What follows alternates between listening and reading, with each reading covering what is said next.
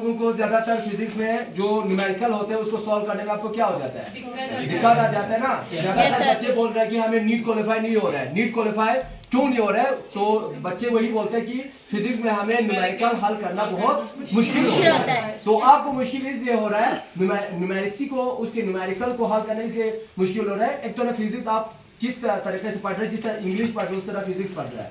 Actually physics को हमें किस लैंग्वेज से पढ़ना है, मैथमेटिक्स के लैंग्वेज से, दैट मीन न्यूमेरिकल वैल्यूज को समझना है हमें, ठीक है। तो हम फिजिक्स को इंग्लिश के तौर पे नहीं पढ़ेंगे, हम फिजिक्स को किस तौर पे पढ़ेंगे, मैथमेटिक्स के तौर पे पढ़ेंगे। तो देखो यहाँ मैंने एक ऑलरेडी आपको एक सिंपल मॉडल बनाया है। इस मॉडल से आपको क्या मिलेंगे, आपको पूरा इलेक्ट्रिसिटी का नॉलेज, आपका पूरा कंसेप्ट क्या होगा, तो इलेक्ट्रिसिटी है ना। दूसरा चार्ज के बारे में हम यहाँ पे सारा कंसेप्ट को समझने की कोशिश करेंगे। इसके बाद पोटेंशियल डिफरेंस, इसके बाद जो ओम्स लॉ होते हैं उसको समझने की कोशिश करेंगे, ठीक है। तो यहाँ मैं सर्किट में करंट छोड़ रहा हूँ, तो यहाँ पे एमीटर और वोल्टमीटर क्या हुआ भाई, चलना शुरू हुआ कि नहीं? Yes sir. ठीक है, सबसे पहले क्या होता है, करंट इज इक्वल टू क्या होता है, आई इक्वल टू कितना होता है, शाबाश, क्यू बाई टी होता है ना।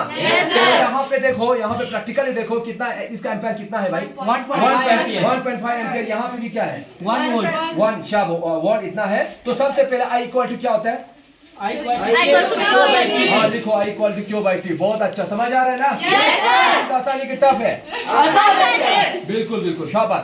तो लिखो आई कितना है बेटा, यहाँ पे आई, यहाँ पे हमें अभी करंट आई इक्वल टू है 1.5। टाइम कितना हुआ अभी तक, 1 मिनट। तो निकालो आप चार्ज, इसके अंदर, इस वायर के अंदर कितना चार्ज होगा, इलेक्ट्रॉन कितना होगा, प्रोटॉन कितना होगा।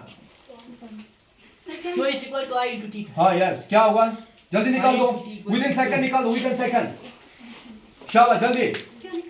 22.5 यस, कॉलम, शाबाश, कितना आया, 22.5 कूलम, शाबाश। अब हम देखेंगे पोटेंशियल डिफरेंस। यहाँ पे पोटेंशियल डिफरेंस क्या है, V है ना। V इक्वल टू क्या होता है, potential difference time, V is equal to work upon time. तो निकालो यहाँ पे पोटेंशियल डिफरेंस कितना है, 1 है ना। हमें अभी टाइम हमें कितना मिनट हुआ इसका, 1 मिनट हुआ, शाबाश। वर्क निकाल दो, देखो इसका, इस बैटरी का पोटेंशियल डिफरेंस कितना है, वो निकाल दे दो, शाबाश। कितना बोला सबको। अब क्या है भाई फिजिक्स, अब क्या है, क्या लगता था फिजिक्स, क्या लग रहा है, शाबाश। अब हम देखेंगे ओम्स लॉ। ओम्स लॉ क्या कहता है, I is equal to R is equal to क्या भाई, हाँ I equal to क्या होता है, या अगर हम R देखेंगे तो R जो है क्या होता है, V डिवाइड बाय R होता है। लिखो ऑलरेडी आपको पढ़ाया था, I इक्वल टू क्या था, V बाय R। यहाँ जितना हम रेजिस्टेंस को बढ़ाएंगे उतना सर्किट में करंट क्या होगा, ज्यादा कि कम। देखो बिल्कुल यहाँ कम जा रहा है कि नहीं, नजर आ रहा है। अब रेजिस्टेंस को मैं बढ़ाऊंगा क्या होगा, रेजिस्टेंस को कम करूंगा तो करंट सर्किट में ज्यादा होगा। अब हम देखेंगे बेटा इसका, आप यहाँ पे देखो, हमें रेजिस्टेंस, इस वायर का रेजिस्टेंस पता करना है, किस वायर का, इस वायर का क्या पता करना है, रेजिस्टेंस पता करना है। तो हम पता कर सकते हैं कितना इसका है, ठीक है, इस वायर का रेजिस्टेंस कितना है। तो रेजिस्टेंस इक्वल टू क्या होता है, V by R। हाँ ठीक है, अगर रेजिस्टेंस मुझे निकालना होगा तो क्या होगा, I into V by R। ठीक है। वो पहले करंट देखो यहाँ पे कितना है, अगर मुझे रेजिस्टेंस को निकालना है तो V by I आएगा ना, R equal to V by I।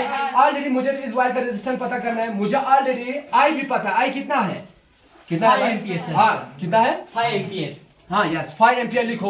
Current यहाँ पे सर्किट में कितना एम्पियर है, 5 एम्पियर, ठीक है। और यहाँ पे हमें और क्या पता करना है, वोल्टेज कितना है, 0 यस, 1 क्या है बेटा, 1.5 है। देखो 1.5। अब रेजिस्टेंस देखो, इस वायर का कितना रेजिस्टेंस है, 0.5 तो कितना आ रहा है, 2.25। शाबाश 2.25। अब आसान है, कितना है भाई फिजिक्स, वो फिजिक्स टॉप है कि आसान है, आसान। क्या किया, यस सर। वो फिजिक्स इंग्लिश बेस्ड है कि मैथमेटिक्स बेस्ड है, मैथमेटिक्स बेस्ड है सर। न्यूमेरिकल सही आया अच्छी तरह, यस सर। समझ आया, यस सर। नीट का एग्जाम क्रैक कर सकता है, यस सर। बिल्कुल, थैंक यू।